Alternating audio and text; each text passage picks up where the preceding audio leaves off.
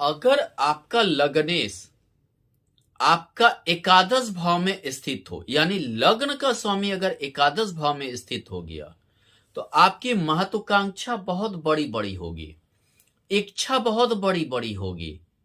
यानी कि समझिए कि आप अपने महत्वाकांक्षा की ही पूर्ति में लगे रहेंगे। महत्वाकांक्षा की पूर्ति में ही पागलपन आपका रहेगा।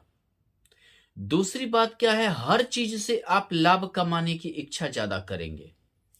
कभी कभी पाप ग्रह अगर लग्न रहा, जैसे मकर लग्न की कुंडली है, मेष लग्न की कुंडली है, वृश्चिक लग्न की कुंडली है, और एकादश भाव में जैसे लग्नेश का स्वामी है, जैसे मकर लग्न वाले के लिए शनि हो गया, तो ये समझिए आप स्वार्थी भी हो जाएंगे।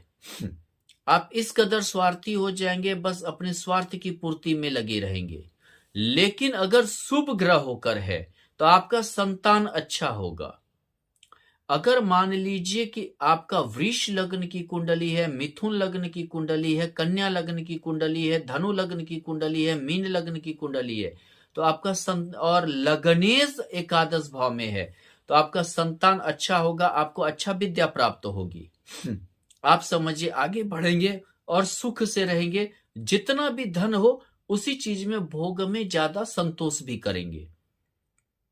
जो भी आपका धन हो उसी के भोग में आप ज्यादा संतोष करने की कोशिश करेंगे और अपने आप में संतुष्टि आपको ज्यादा रहेगी।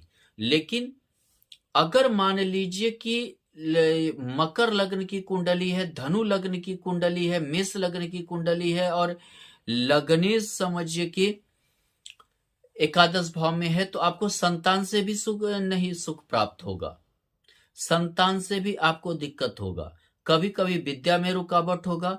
लेकिन अगर योगकारी शनि या मंगल है तो आप टेक्निकल विद्या हासिल करेंगे, इंजीनियर या डॉक्टर वगैरह बनेंगे। लेकिन धनु लग्न की कुंडली है, मीन लग्न की कुंडली है, लग्नेश अगर एकादश भाव में है तो आपका पत्नी भी अच्छी होगी, पत्नी भी पढ़ी लिखी होगी, संस्कारी होगी, हर तरह से परिपूर्ण होगी।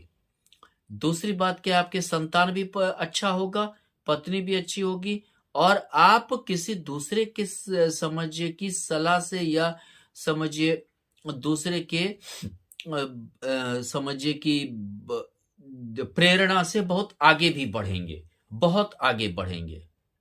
अगर वृष लग्न की कुंडली है, तुला लग्न की कुंडली है, लग्नेश एकादश भाव में शुक्र स्थित है, तो ये समझिए कि आप बहुत ही अच्छा भोगी प्रवृत्ति होंगे, भोग की प्रवृत्ति होंगे, और मतलब कि स्त्री प्रेम में भी रत रह